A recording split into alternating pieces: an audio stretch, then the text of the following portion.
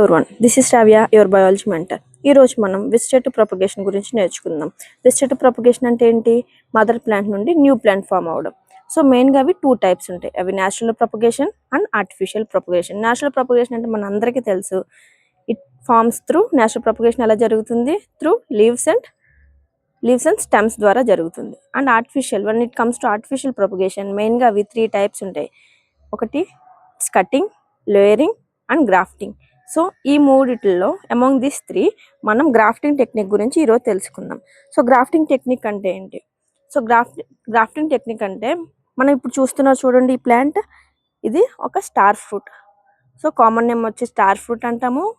Scientific name వచ్చేటప్పటికి Evora carambola అంటాం. So ఈ స్టార్ ఫ్రూట్ని మనం ఒక గ్రాఫ్టింగ్ టెక్నిక్ ద్వారా మనం దీన్ని ప్లాన్ చేయడం జరిగింది. సో గ్రాఫ్టింగ్ టెక్నిక్ అంటే ఇప్పుడు ఈ స్టార్ ఫ్రూట్ ఏదైతే ఉందో మెయిన్గా ఇవి 2 డిఫరెంట్ స్టెమ్ బ్రాంచెస్ అంటాము. సో ఇది ఒకటి అండ్ ఇది ఒకటి. సో ఇది వేరే అదర్ స్టెమ్ నుండి మనం తీసుకోవడం జరిగింది.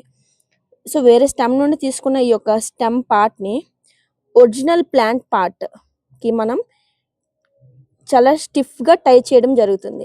స్టిఫ్గా టై చేసి మనం దీన్ని ప్లాస్టిక్ కవర్తో కవర్ చేస్తాము. సో మనం వేరే అదర్ ప్లాంట్ నుండి తీసుకున్న ఈ యొక్క స్టెమ్ పార్ట్ ఏదైతే ఉందో దాన్ని మనం సియాన్ అంటాము. ఏదైతే ఒరిజినల్ ప్లాంట్ సాయిల్లో మనం ప్లాంట్ చేసి బరియడ్ చేసిన ప్లాంట్ పార్ట్ ఏదైతే ఉందో దీన్ని మనం స్టాక్ అంటాము. సో ఈ 2 డిఫరెంట్ స్టెమ్ పార్ట్స్ని మనం ఒక పర్టికులర్ ఏరియాలో స్పెసిఫిక్గా దాన్ని టై చేసి కవర్ చేసి ఆ తర్వాత మనం కొన్ని ఫ్యూ డేస్ దాన్ని మనం అలా వదిలేస్తే మనకి ఈ ప్లాంట్ ద్వారా కొన్ని డిసైడ్ ఫ్రూట్స్ అనేవి మనం తీసుకోవచ్చు అనమాట.